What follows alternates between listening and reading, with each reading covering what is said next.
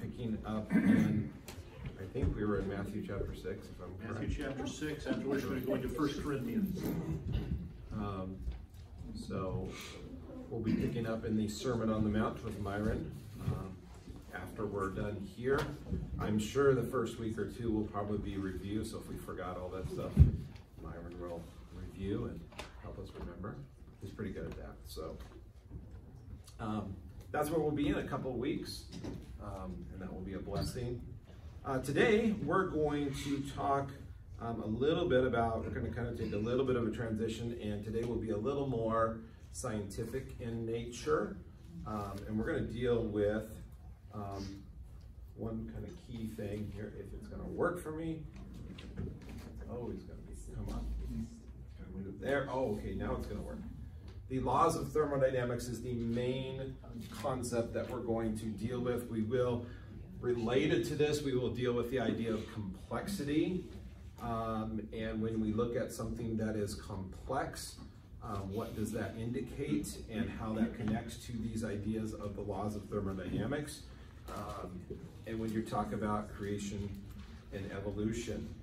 So going back and kind of starting at the Bible in Genesis chapter 1, we've talked about a lot in this class that really what you're dealing with is two worldviews. Either you're dealing with a biblical worldview, where we believe that God's word is truth, that what it has to say is accurate, that it's not an analogy, that it's not where we then need to take science and the Bible and somehow kind of cut certain things out of the Bible and weave science, into it.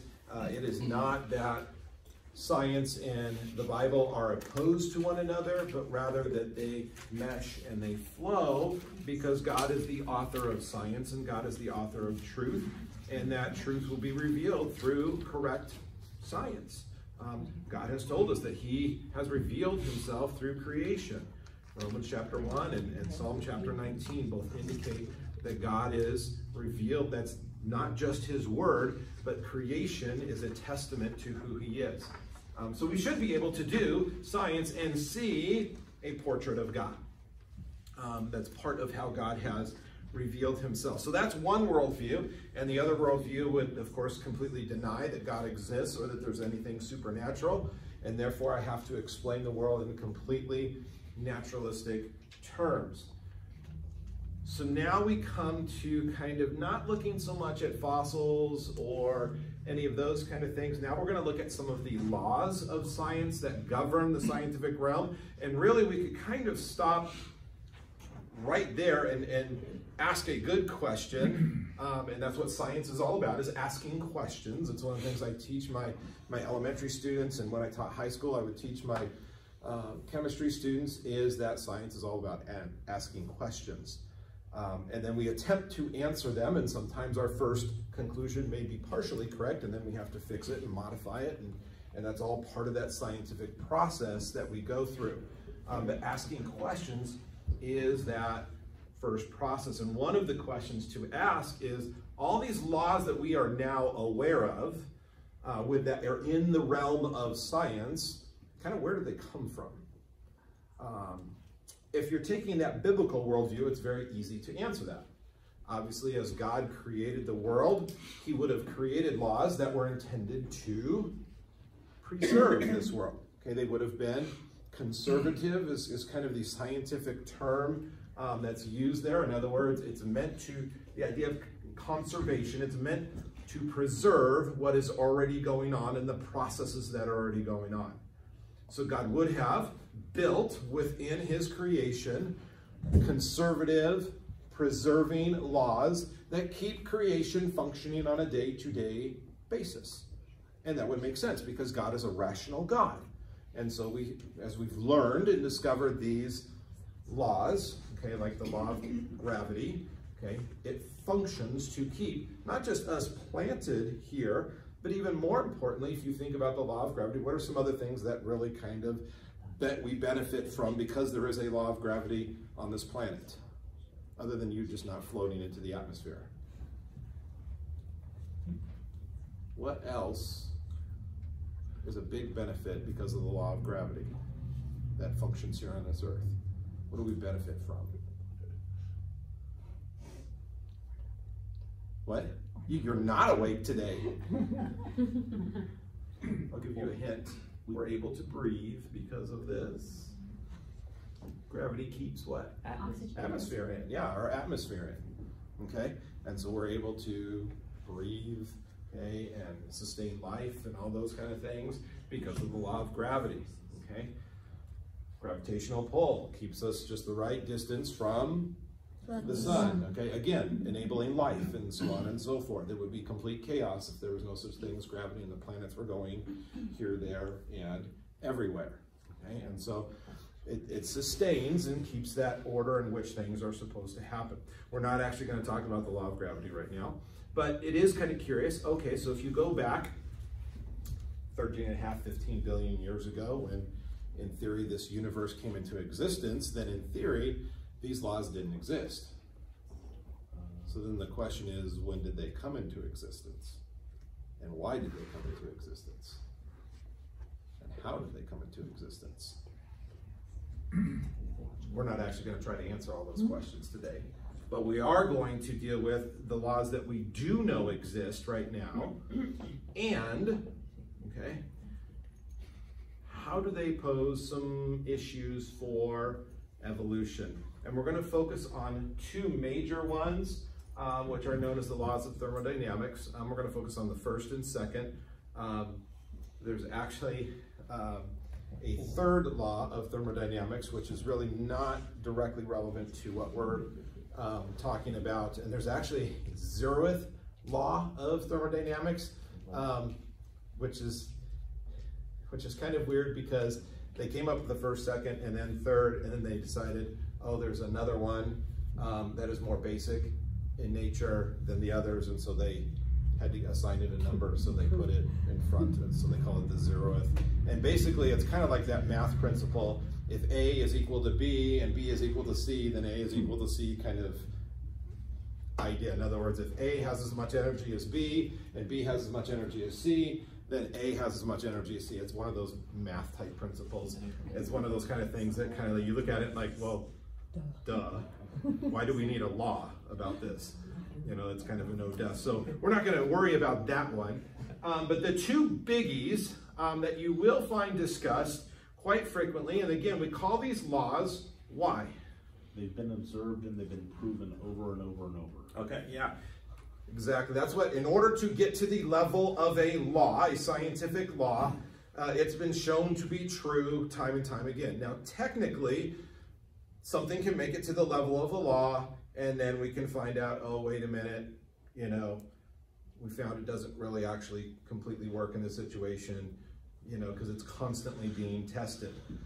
In the case of the laws that we're talking about, we've not found an instance where it does not work. Okay, these laws of thermodynamics, law of gravity, same thing. The law of gravity, you're testing it right now. You are all experimenting to see if it works each and every day. Not once have we found out that the law of gravity has stopped working. Okay, you don't get out of bed and start floating up to the ceiling. Gosh, no, the law of gravity stopped working today. You know, no, it works every time. And so there's some laws that are so consistent, they are sometimes what we call a universal law. In other words, as far as we know, it applies universally in all of the universe. There are no exceptions to it on that. In order to make it there, okay, you start as, if you're thinking of the scientific method, you start where? Observation. Okay, observation, and then you form? Hypothesis. Okay. Even before that, you ask a question, okay, and then you form a hypothesis. I think, based off of what I know about science and laws and how things operate, okay, and I want to make sure we understand that hypothesis is not a guess. Okay? I know a lot of times in science books they call it, it's an educated guess, and maybe that's the definition you learned when you were in school. It's not a guess. It is educated, okay, but you're taking all of what you know and understand about science and then applying it to the problem that you see, and here's what I believe is true. The only thing is, it's an idea is probably a better way to phrase it. It's an idea, it's a scientific idea. It simply has no, what? proof, right? It has no proof yet, okay? Which is why we go to the next step, which is, okay? And actually there's a step before experimentation. Okay? Sort of. That would be kind of in your hypothesis step. A method. But it's to predict, okay? It's to predict. If and when I do an experiment, okay, here's an experiment that I'm going to do, what should be the outcome? Okay? Here's what I predict should, if what I believe is true, and I test it, here's what should be the outcome. You have to do that step, because if I just start testing it and I don't know what the outcome should be, You can't measure it. yeah, there's no measurable outcome. So I have to first predict, here's what should happen if what I believe is true. Then you experiment, okay, and then you take you collect your data and everything, and you see, okay, here's what the results I got, here's what I expected to happen, and I look at the two. Did what I expect to happen actually happen? Did it come close? Was I way off? How close did I actually come? Okay, and then from that you either modify your hypothesis, and then you go back and you experiment again and again. If enough times you've experimented and it seems to be, yes, it's true, it's true, it's true, I've tried it under different conditions and things like that, and it's true, it's true, it's true, then you can elevate your hypothesis to a theory, okay, which is a well-tested hypothesis, basically. So it's if you want to think of it this way, a theory is a scientific idea with evidence behind it, okay? Which is why we have to be really careful when we call it the theory of evolution, because evolution is not tested, so you can't test it. It's untestable. So it's not really a theory, it's a hypothesis at best. It's more a belief system than anything else, is what it is. And then, theory, if it is tested continually for a long period of time and it continues to show to be true, then you can elevate it to the level of what we call a law, okay, a scientific law. So a law is something that has a tremendous amount of scientific support and testing that show that it's true. So that's kind of just a quick review there of what it means to be a law. So we're going to start with the laws of thermodynamics. The first one, and we won't take as much time on this one, is the first law of thermodynamics. And in its simplest form, it basically says energy or matter. It can be stated both ways. It can have there's kind of two versions to this. There's the energy version, and then there's kind of the matter version. I think back when I was growing up, they actually had them combined, and they just called it the law of conservation of matter and energy. They've since kind of separated them and talk about them distinctly. But they both say that basically the same thing. So energy can't be created or destroyed, and matter can't be created or destroyed. So, okay, if that is true, and every evolutionist will agree that this is a fact, a scientific fact. You cannot create or destroy matter. You cannot create or destroy energy. You can transfer it. You can transform it. Okay, so I can take, for example, I can run electricity, which is a form of what? Energy through a light bulb. Okay, so let's take an incandescent light bulb. That's real simple. And I run it through there, and it runs through a filament. And what happens to that filament? Generates light and heat. Okay, first generates heat. Okay, lots of heat. Okay, it gets really, really hot. And matter of fact, it gets so hot that that filament glows really bright, and therefore produces light. Okay, so that electrical energy was transformed into two other forms of energy. Okay, but it wasn't destroyed. It was simply converted into something else. And so the idea here is that whatever matter, whatever energy we see that makes up everything in the universe, basically, for lack of a better term, if I remove God from the equation and anything that the Bible tells us, okay, so creation, that God would have had a moment in time when it was created, then what do I have to say is true about matter and energy? It was created. What did you say? Eternal. Okay, yeah, it has to be eternal. Because there can never be a moment where it was created, and it can't be destroyed, So matter and energy somehow have to be eternal, which now presents another problem for evolution. First of all, because I don't believe in eternal things. Okay, so how do I explain something that is eternal when I don't believe in eternity? Okay, well, there have been a few things. One, I don't know if you guys have ever heard the oscillating universe theory or not. That was a theory that was created to kind of deal with this issue of how do we kind of explain where matter and energy came from, because we really don't know what to do with that, since we think that the universe is only about 13.5 to 15 billion years old. So if that's the case, at some point in time, that matter and energy had to come into existence. Wait a minute, if it came into existence, now we're talking about some kind of creation. Nope, we can't talk about creation. So, oh, I know what we'll do. We'll just say that the universe is eternal. And so what has happened is, you know, over time, you have a universe that was created, goes through its life existence for however many billion years, and then it collapses in on itself. Okay, another big bang, and another billions of years, and okay, collapses in on itself, and another big bang, okay, so on and so forth. And so it's kind of this rubber band idea that the universe is expanding and contracting. Most of that is based off of the theory that we can observe the universe around us and we see it doing what? Okay, it's expanding. Okay, it's expanding right now. And so the assumption is that at some point in time, it's gonna contract. But the problem is we've never actually observed that. Okay, it's an assumption based off of, well, okay. So that's one theory that has come into play. It's called the oscillating universe theory.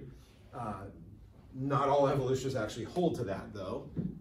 That was kind of proposed out there. I don't know that it got tons of traction on that idea, but that was one to try to take care of that problem. Where did matter and energy come from? But ultimately, that question, where did it come from, is the big problem for evolutionists. Where do we start from? Okay, where do we get from? You know, because I can't create matter and I can't destroy it. So if I remove a creator from that, where did all this energy and matter that we have come from? Okay, whoops. And so this becomes their big problem. I can't really explain it. I know it's a law that's true, but I don't know how to completely deal with that. The other issue is that we see, and this is going to kind of lead into the second law, is that the first law tends to be conservative in nature. In other words, its basic job is to preserve the current amount of matter and energy that we have in the universe, but the evolution model would predict not just conservation, but rather innovation, because you have to go from just matter and energy to matter and energy that actually has some substance, okay, and complexity. So there would have to be some sort of innovation, in a sense, along the way, not just conservation. And that would be a real problem, because that's not what we observe about the first law of thermodynamics. Now, I want to go back real quickly here, this idea of energy and matter being eternal. Where that really kicks in is when we get to the second law here in a minute.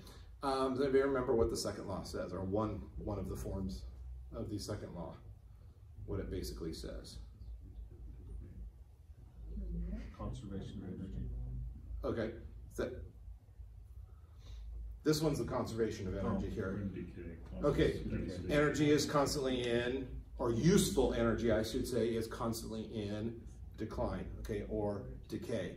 And so here's the problem: if energy and matter are eternal, okay, so let's even give them that argument. So okay, we'll just say matter and energy is eternal. They've always been around, and just at some point in time, that matter and energy happen to collect in just the right spot to cause a big explosion we call the Big Bang.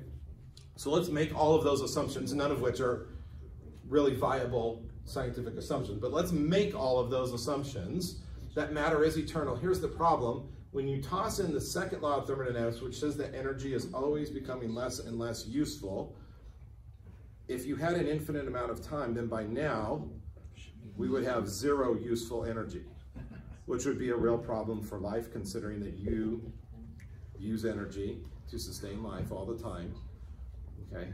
And our universe requires that. So if we have zero useful energy anymore, because energy has been, so it's kind of like one contradicts the other if I just give an infinite amount of time. Okay, now, so even if I do grant them, well, okay, energy can be eternal, well, okay, if energy is eternal, then we have no more useful energy. And life doesn't exist, nothing evolves, so on and so forth. So you have two laws which kind of headbutt each other, unless there was a moment in time in which there was all of this energy and matter brought into existence, what we would call a supernatural event. I don't know, something like creation. Okay? That was only a few thousand years ago. Then we wouldn't expect that there has been enough time for entropy to have taken place, to have completely, okay, caused all. Matter of fact, we still have plenty of time for, okay, that energy to decay and become useless. Okay, so you have two models predicting two certain things for creation, no problem, okay? This is what we would predict. We would predict that there would be matter and energy. It would all have come into existence at one point in time when God created the universe. Prior to that, it didn't exist. God brought it into existence, and then he gave it a purpose, and then he created laws so that it would be preserved, that matter and energy that did exist.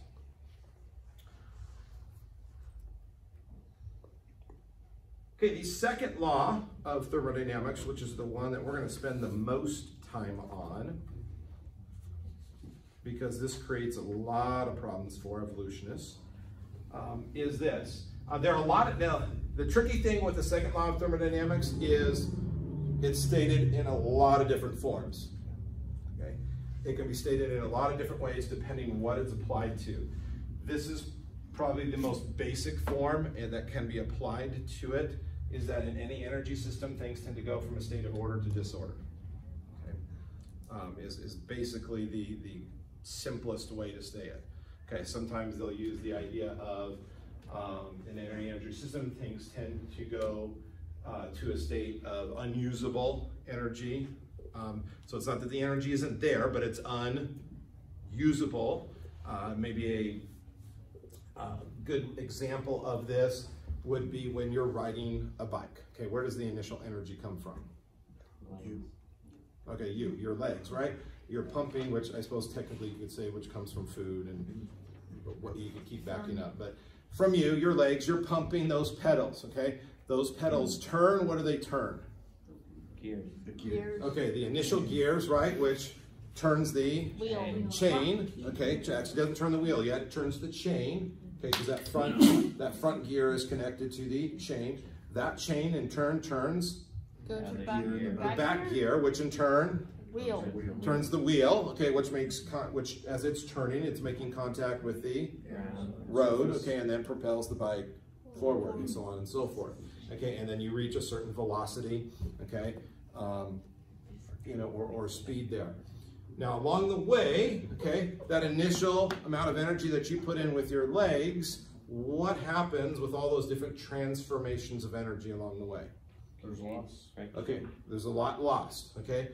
I didn't bother to look up what the percentage, okay, or efficiency that comes out, but it's pretty low in terms of by the time the energy that actually is put out to actually drive the bike forward, okay, you've lost a pretty significant amount of energy, you know, along the way due to friction, heat exchange, okay, those kind of things.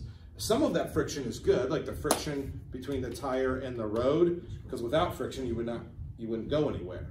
So we need some of that friction to propel the bike forward, but still you're losing energy along, or I shouldn't say losing energy, that energy is becoming unusable.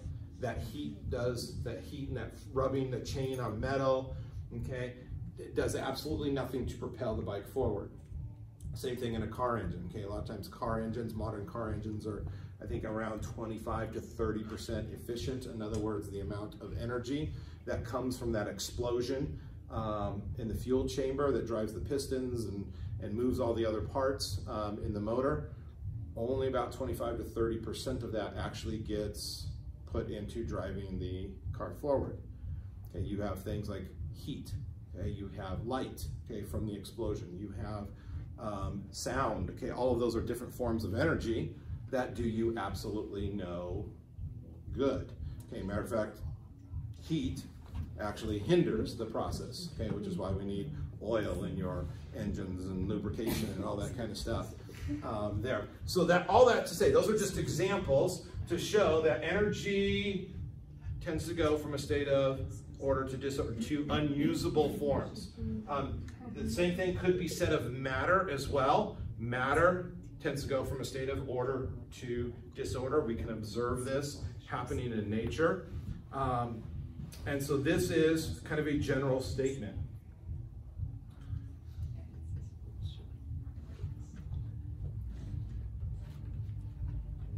Now, what evolution states is that things are slowly but surely becoming more complex.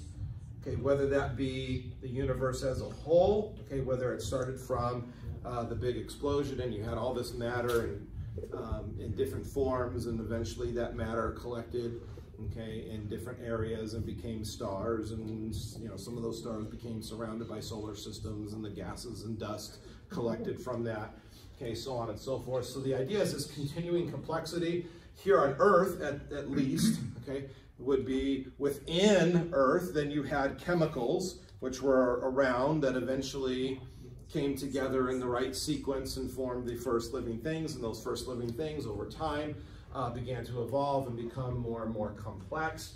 And again, that complexity involves the addition of information along the way. So whether you're dealing with matter or whether you're dealing with energy, it goes against the second law of thermodynamics. Okay, well, you think you could stop right there, right, and just say, okay, well, obviously this doesn't make any sense. Evolution must be wrong, right? Well, we first have to deal with what are some of the answers that evolutionists come up with or state to deal with this problem. So we're going to look at some common responses that evolutionists have. How do they respond to the issue that, well, we teach as an evolutionist, we teach that things are getting more complex. The second law of thermodynamics says things can't be getting more complex. Matter of fact, energy and matter really as well should be going from a state of order to disorder, or should be becoming more unusable. All right, how do we deal with that? Okay, the first one, they would state,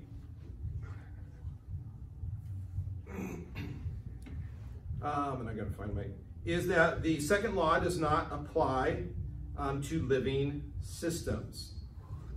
And this statement is more of a, we're gonna state this, not that we've actually proven this. This is kind of, we assume that evolution is true, therefore it can't apply to living systems because we know evolution is true, and we know because evolution is true that things have evolved from lower, less complex to higher complexity. So therefore, obviously, it doesn't apply to living systems. Well, time out. Before you make a statement like that, you have to actually observe it and prove it that it doesn't apply in living systems. Okay, and we're going to talk about some of the things they point to when they talk about not applying to living systems.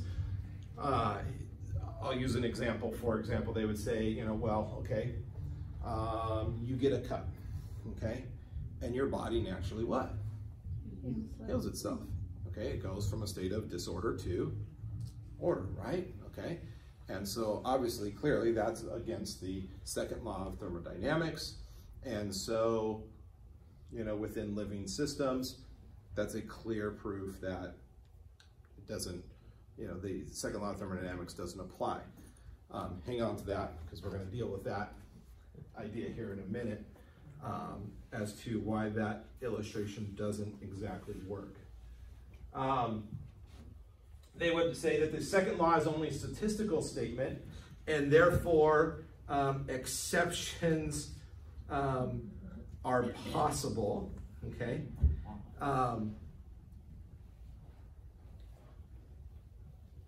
In other words, what they're saying here is this, that yes, we know, okay, that statistically the odds of evolution ever happening are astronomical, okay, but those are just statistics. That doesn't mean it actually can't happen, okay. Well, okay, let's look at some of these statistics. I pulled up a few of these here in my, oh, it's over here. Here it is. Oh, yes. Just to kind of get an idea, and I think it was Huxley, if I remember correctly, who was kind of Darwin's bulldog, and I think he was one of the first to kind of make this statement. Then a number of other evolutionists kind of proposed this idea, and then since then creationists have kind of turned it on its head to use it as an example of why it doesn't work, and that is the monkey and the typewriter example. And originally, some of us were like, well, you could, if you had, X amount of monkeys, and the number has varied, 100 monkeys, an infinite amount of monkeys, and they're all typing on, typewriters, hitting random keys, that if you gave it enough time, they could eventually type out, some coherent lines, or they could type out, the works of Shakespeare. They're randomly, if you gave it enough time and they're all hitting the keys, most of what they put out would be gobbledygook. Of course, yes, we all agree on that. But if you gave it enough time and they were hitting randomly, that eventually they would get something that's coherent, and here you go, the works of Shakespeare, completely random. Well, creationists took that example, kind of flipped it on its head, said, oh, really? Okay, let's look at the actual statistical odds of that here. So I have, and these are taken from different scientists who actually took a look at this. And here it is. In simple terms, if every square foot of the Earth's surface was covered with monkeys, randomly typing on typewriters at a rate of 10 characters per second, which is about 5 times realistic speed, they could not do this job. Even if they typed nonstop for 30 billion years, there would not be the slightest chance that one of them would type even a single 5-word sentence of 31 characters with spaces and punctuation in the correct place. The probability for them to achieve this is less than 1 chance in a trillion. Okay? So 1 in a trillion. You're saying there's a chance. Yeah. Well, and that's what evolutionists grab onto is, but there's a chance, right? I would be more concerned if you people were these typers. Yes. Okay. Good old Richard Dawkins also appeals to the monkeys to convince his readers that evolution by natural selection is plausible. He believes that 1,000 such monkeys could type Shakespeare's sentence, "Methinks it is like a weasel." However, the probability of them typing this 6-word sentence, including spaces, is 1 chance in 10 to the 39th power.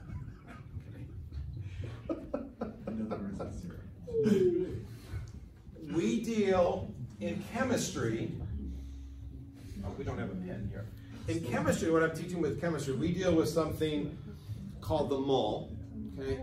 And it's a unit, just like you would use, a dozen is a unit, okay? The mole is a unit used to count the number of atoms or molecules in a substance, just so you can get enough that would actually be measurable, basically. So if you had a mole of water, it's like a little tiny bit of water. It's like a sip of water, okay? In other words, you need a whole lot of molecules. And it's Let's see if you guys remember. Okay. Okay, good. Okay. It's 6.022 times 10 to the 23rd power, which is, I always write it when I was teaching chemistry, I would write this number up on the board and, 0, 0, 0, 0, 0, 0, 0, 0. And it's this massive number that's really beyond comprehension. It goes out for so many zeros there, but you have to do that just because atoms are so small. Okay. And that's to the 23rd power. Okay, this is to the 39th power. Okay, that is so, this is beyond trillions. This is, who knows what, I don't even know what number this would be. Okay, that is the plausibility of these monkeys being able to type, not an entire work of Shakespeare, but literally what was it, 6-word sentence. Yeah, Myron? That's where it really gets crazy, because let's say they clung to this one chance in with 39 zeros on it. You have to have that monkey type that sentence, another better sentence, thousands and tens of thousands and billions of times in order to go from a single cell organism to modern man or other complex creatures. So the monkey doesn't have to do it just once. Yep. So it starts with that 6-word sentence, yes, and then it has to go to a 10-word sentence, and then, yeah, exactly, and then it has to go to a paragraph, okay? And it can't be another random one. It has to build on the last sentence and make sense and attach to it. Yep. And you can't have like, well, 4 of the words are English, then we switch to Spanish, and it's incoherent. No, it all needs to be coherent with punctuation and spaces. If I remove all the spaces, then it becomes gobbledygook. And so, yeah, all those things have to be in there, and I continuously need to be adding to it. And that's where it really breaks down. That's hard enough for our students who have been taught grammar to do. Yes. And some of them are still working on that. Hey, John. So, I mean, this just sounds so ridiculous to me, because it's such a weak argument for them, but then if it was a strong argument, then the law of thermodynamics should just be disproved. And that's impossible. So, I mean, these smart people are just the dumbest people. There's really only one argument that they have that really holds any water. So these first 3 here that I'm putting up here really don't hold a lot of water. Logically, they don't make a lot of sense. The last one, I think it's the next one that we'll get to here, is the one that holds the most water, but it still has some issues, as we'll see. This one here that is kind of tossed out there sometimes that, well, perhaps the second law was not operating a long time ago. Okay, there was no second law of thermodynamics, and it came into existence maybe later in the universe. Now the problem again with this is simply a what? Guess. Yeah, it's a guess. There's no proof, there's no evidence. It's just, well, somehow we need to explain this, so, Evolution. Oh, I know, maybe the second law of thermodynamics wasn't operating for a while, so that allowed things to go from simple to more complex. Well, again, this isn't even a theory. This is an assumption that has absolutely no basis in evidence or fact. So this shouldn't even be called science. So who wrote the second law and when did they put it into effect? Exactly. Well, it comes right back to that. So when did it come into existence, and why did it come in, and how? So again, those 3 questions. I don't know. And don't they believe that we're still like getting better as a race? And so if it is now in effect, why is it still disproving evolution? Like, well, here's their best answer to this, okay? And this last one, okay, is the second law does not apply to open systems or isolated systems, okay? Okay, to open systems. They would say it applies to isolated systems or closed systems, okay?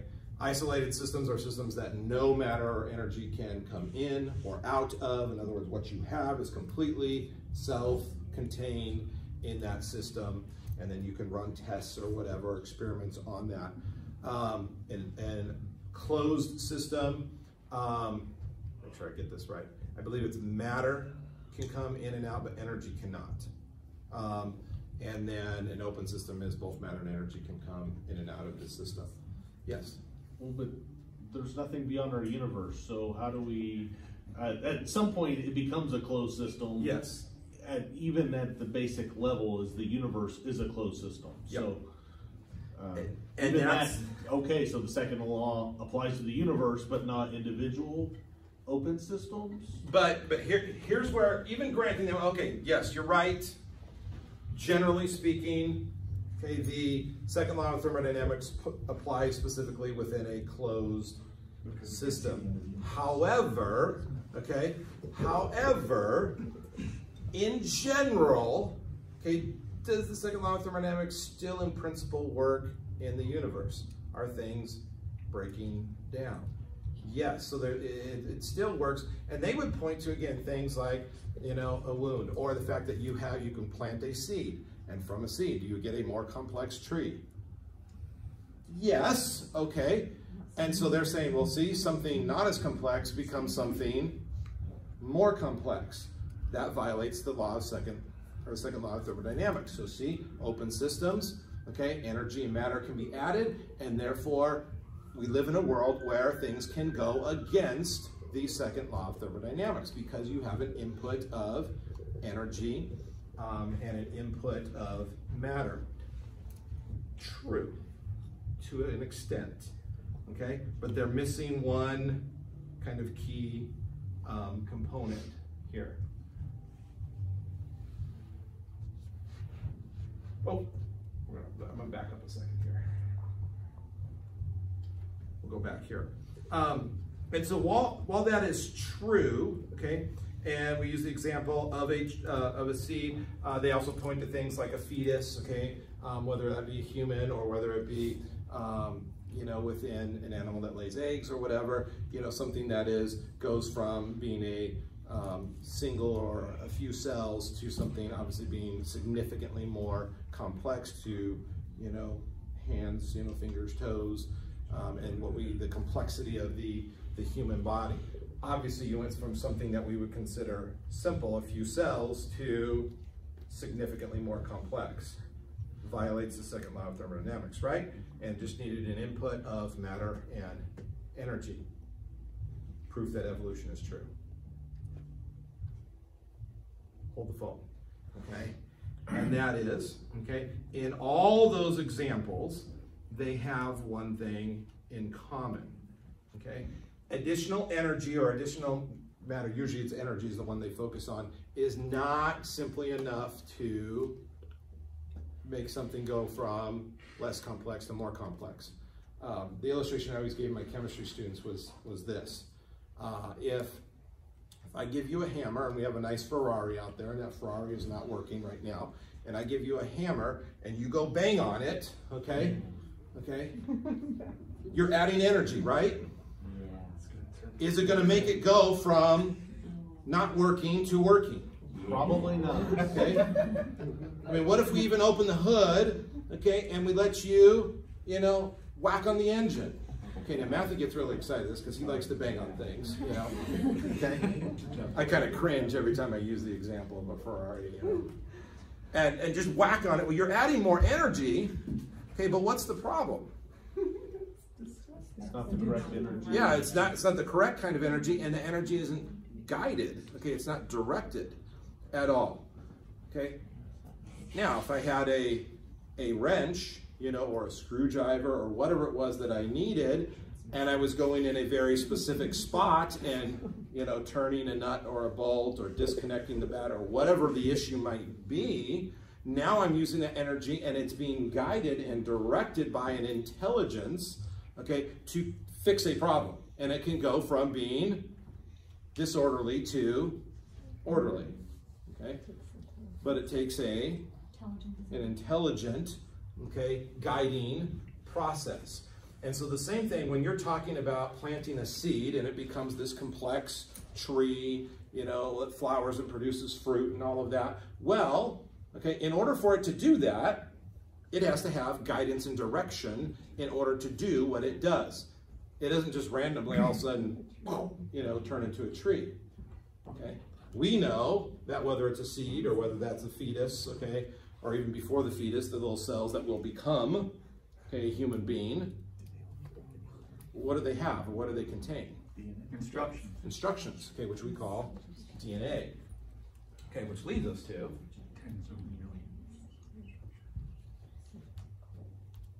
kind of our next thing here.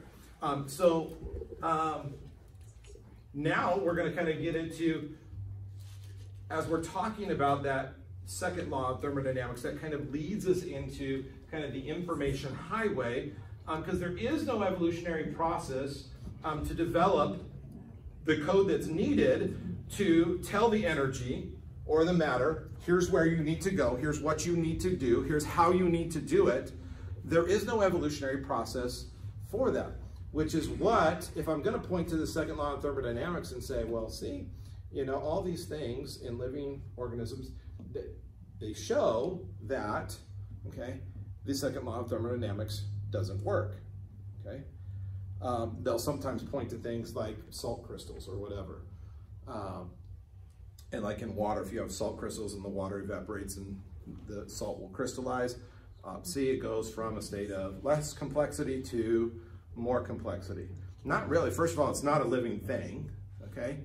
And secondly, all it's obeying is its natural ionic bonds that all crystals have for one another. Okay, in the case of salt, it's sodium and chlorine. Sodium has a positive charge, chlorine has a negative charge. Opposites do what?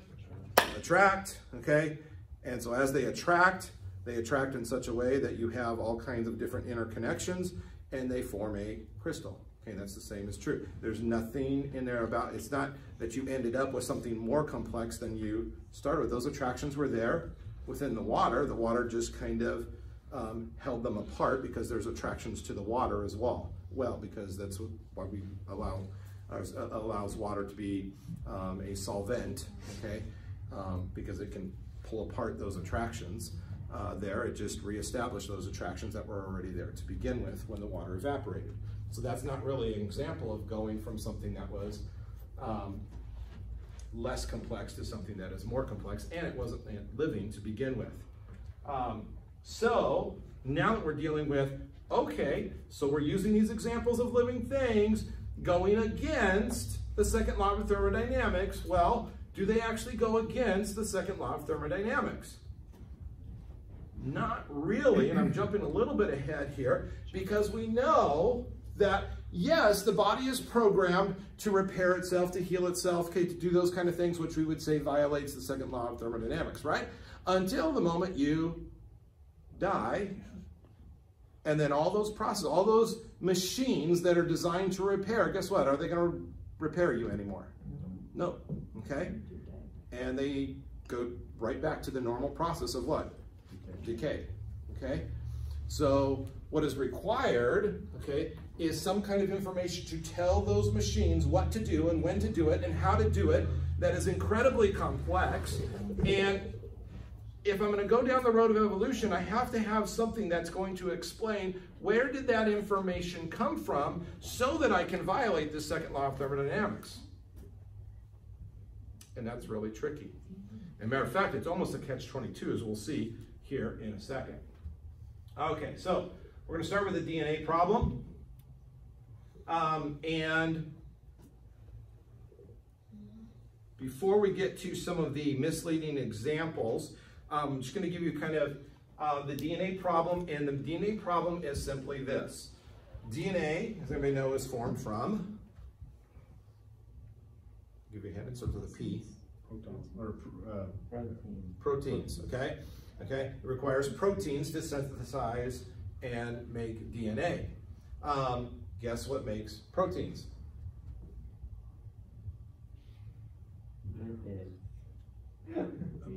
DNA, okay? DNA, okay? So it's kind of that catch-22. I need DNA to make proteins, but I need proteins to make DNA. So if I go all the way back to the primordial ooze, okay? Before any kind of life existed, well, which came first, the proteins or the DNA? Well, if I don't have any proteins, I can't get DNA. If I don't have any DNA, I can't get proteins. How do I explain that? Ooh, okay. Well, yeah, creationists would say, well, God brought all of that into existence, okay, fully formed, fully functional, okay, and not a single cell and then, slowly evolved, but God brought all kinds. So our explanation, well, we already know. God clearly tells us right there in the Bible, that's my source that I go to. But if I'm an evolutionist and I don't believe in God and I don't believe in special creation, well, gosh, now I've got this catch-22. Which came first? And it's more complex than the chicken or the egg thing.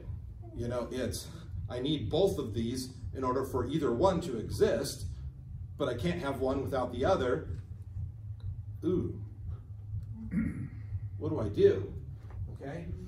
And so what evolutionists have tried to do is come up with some examples of how maybe you could get a sequence and proteins. Does anybody remember what proteins are formed from? Amino acids. Okay, amino acids. Okay, good.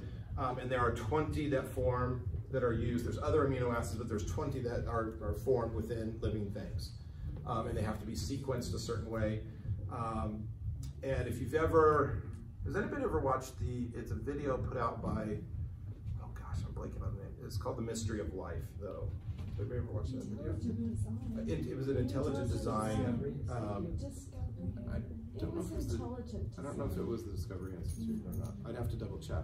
But they have a phenomenal computer animation sequence in there of how this coding system works and how the amino acids get sequenced together, okay, in order to form a protein from the instructions from DNA, okay, and it's mind-boggling in terms of, and this is all within a single cell, okay, so this is not, like an entire organ, this is within a single cell, okay, this machine that's going on, and the complexity is just mind-blowing that is required. And the more we learn about the cell in terms of there are hundreds or thousands of machines within a single cell doing all these little operations, and they are so precise, it is mind-blowing. It's not this blob that Darwin thought it was, okay? Back in Darwin, the time, the microscopes were not anywhere near what they are today, so when they looked at cells, it looked like a blob, okay? Maybe what you saw when you were in high school and your teacher said, draw this, and you're like, I don't know about you, but I always kind of cheated on those. I kind of looked in the microscope, looked in the book, and like, okay, I'm going to come up with something kind of halfway in between, So I kind of get credit for it because I don't know what I'm supposed to be looking at here.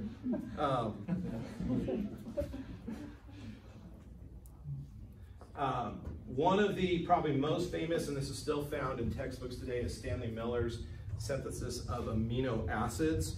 And this is still he produced amino acids in this experiment. That's clear proof that evolution can happen on its own. Well, a couple major problems with this experiment that are never pointed out. Number one is there was an intelligence behind it. Stanley Miller, okay? He was guiding the whole process. And so all this experiment proves is that you need an intelligence, okay, in order to accomplish something. And even if we ignore that, the conditions, he was supposedly trying to simulate conditions that evolutionists believe would have been on early Earth and would have been able to have the amount of nitrogen available for amino acids necessary. However, in his experiment, even though it was supposed to simulate that of early Earth, his apparatus trapped and separated the amino acids as soon as they formed, because if he didn't do that, then they would have actually broken apart immediately as soon as they formed. They would have broken apart due to the atmospheric conditions that were there. Because basically the belief is that most of early Earth had a little bit different atmospheric conditions, water conditions, where the first life, if you want to say, or amino acids, chemicals would have formed and sequenced together to form these amino acids, and these amino acids bumping into each other, and just the right sequence would have formed ultimately the first proteins, and blah, blah, blah, blah, from there. But the problem is, typically amino acids in water tends to weaken their bonds, and they tend to break apart. But we're going to ignore that. We just remove them straight from. And so all it shows that you need an intelligence, and you have to do all these special things to actually keep them in existence,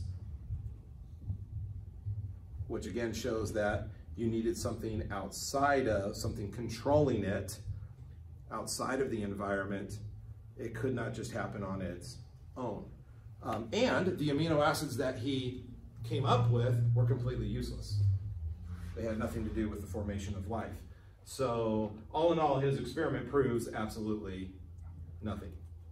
Okay. Since then, a number of other scientists have attempted to link amino acids to form protein chains.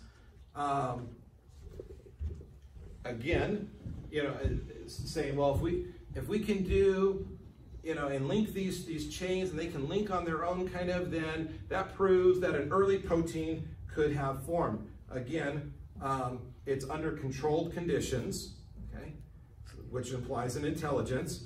And number two, okay, these are done under conditions that never would have actually existed on the early Earth according to evolution. Had they been done under conditions that would have existed under the early Earth that evolution says existed, these proteins never would have actually formed. So it's basically saying, well, we're going to try to prove that these things can happen, but we're not going to do it under conditions that we say would have been around, and then we do it. Oh, see, we link these amino acids together to form a protein. See, evolution is true. Except we didn't do it under the conditions that we say happened, and the proteins that they formed are absolutely, again, meaningless. They had no connection to any kind of living thing. They had no functionality at all, okay? And so again, you're forming completely useless proteins that have no function at all. So what did you prove? Nothing. Okay, and then the synthesis of DNA.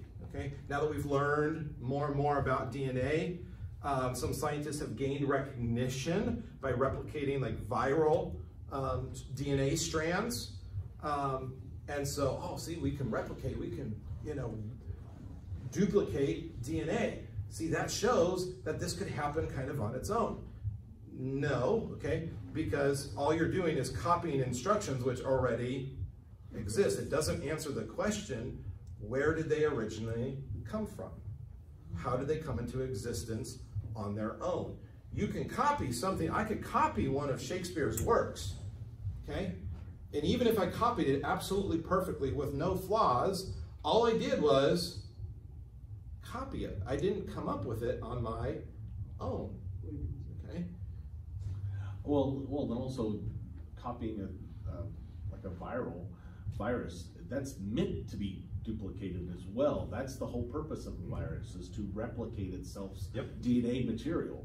So you're not proving anything that isn't already done naturally inside of a closed system that's going to do that. No, not at all. And again, it becomes very much kind of the grasping for straws, kind of thing. The truth is, the more we learn in science about the complexity of the human body and DNA and the cell and the cellular structure and how it operates, the more it points to a creator. Matter of fact, that's kind of our next point that we're going to wrap up with here today, is complexity demands a creator. And this is just common logic. Really, if you ever take a logic class, it's one of my favorite classes I took in college. I would encourage anybody to take a logic class, but it's kind of like, well, if point A is true and point B is true, then therefore it must lead to, point C is true. It's this duh, kind of thing. And that's kind of what you get here when you begin to look at all of these things, okay? The second law of thermodynamics, when you look at what we now understand and know about the complexity of the DNA strand, and I wrote down here something, oh, yes. When talking about the information highway and DNA in our bodies, first of all, a single DNA strand could, in terms of the amount of information that it contains, could fill up all of, I just blanked on it. Library of Congress. Yes, Library of Congress, thank you. All of the Library of Congress and then some, okay? And I think it's several times over, if I remember correctly. I didn't write the actual statistic down, but it is, I mean, if you've ever been to the Library of Congress, it is huge, okay? It's like 3 stories plus. They have a basement, and you know, where they keep a whole bunch of other stuff in there, and it is amazing in terms of just the sheer volume of information that they have. And just a single DNA strand in your body contains more information than is found in that archive. That is mind-blowing to the extreme. Now, your body processes, let's see here, the human body processes 3 times 10 to the 24 bits of data daily. Okay? And again, that's 3, okay, with 24 zeros after it. And again, I don't even know what that number is. You know, so if you start thinking, you know, billions, trillions, and then you start, you know, all those numbers that occur after that, I would assume it's past sextillion. Okay, I don't even know. I don't know what numbers happen. I think mathematicians start giving names to numbers that nobody has any idea what they actually are. But it is such a massive amount of information, of bits that travel through your body every day that your body is processing at an incredible rate. And even the fastest computer here on Earth doesn't come close to processing that amount of information and data. I know that. It's free. And so experience tells us that when we see something complex, there is an intelligent creator behind it. And we have all kinds of different names for designers, you know, of different things. You know, we have engineers, we have architects who build different kinds of things. And just to give you some examples, nobody takes a look at a clock, okay? You know, if you think of like a grandfather clock and thinks, oh, I know how that came into existence. There was some metal and wood lying around, and you know, some wind and maybe an earthquake hit it, and over lots and lots of time, you got all these complex gears and pendulums, okay, and you know, chimes, okay. And that's how it came into existence, of course. No, you walk into a store that sells these incredibly complex clocks. I remember Wendy and I went once, and I think it was in Washington and Leavenworth, and we went into this clock store, and they have these kind of grandfatherish type clocks, but then the faces kind of break apart and reconstruct themselves and put themselves, I mean, it's just the incredible complexity that they have. And there's like, I think they had like 20 or 30 different musical tones you could program them to. I mean, just, wow. Not once walking through that store, I think, wow, you know, I think there was a windstorm and just blew a bunch of pieces of glass and metal together. And that's how these clocks came into existence over long ages of time, right? No, if somebody told you that, you would think they are completely insane. Doesn't make any sense. That's insanity. That's stupid. Of course we know how a clock is made.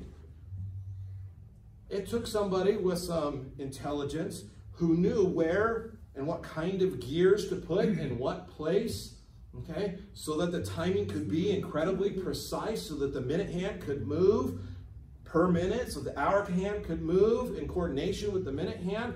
The second hand could move every second, okay? And some of these clocks are incredibly precise in terms of their precision that they have, and they're crafted by hand. Well, yeah, okay. What about a book? Okay.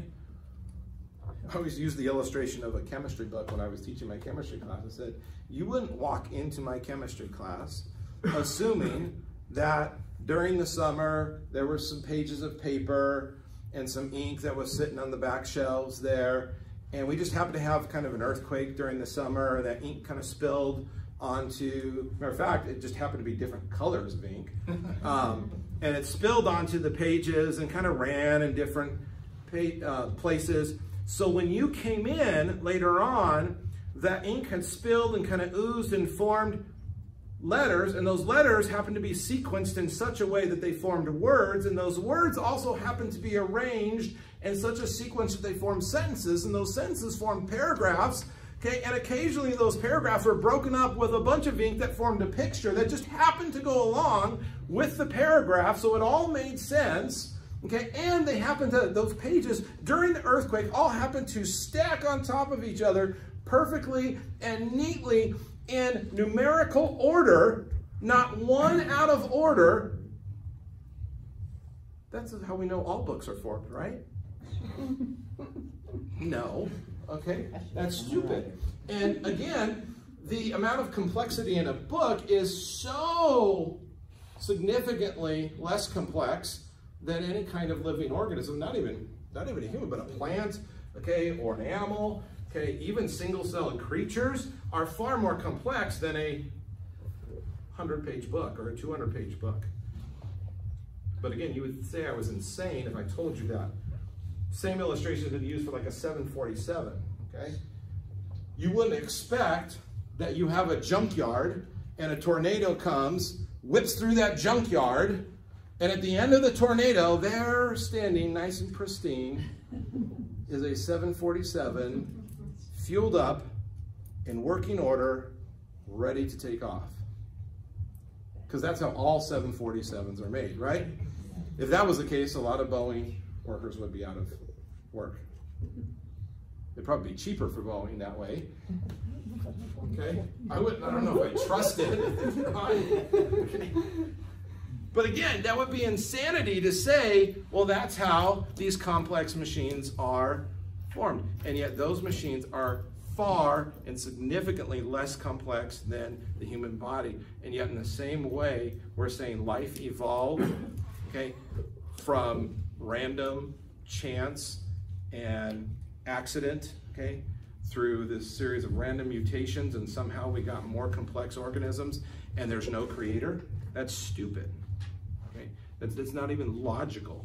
But what it comes down to is very much really what Jesus addresses in his word when he talks about blindness and spiritual blindness, and that's what it is. And we have to be sensitive to that when we're talking to people who do believe in the theory of evolution, that there is a spiritual blindness, that they believe what they believe because they are blind to the truth, that they don't know or understand God, or, okay, like Pastor was talking about, they hate God.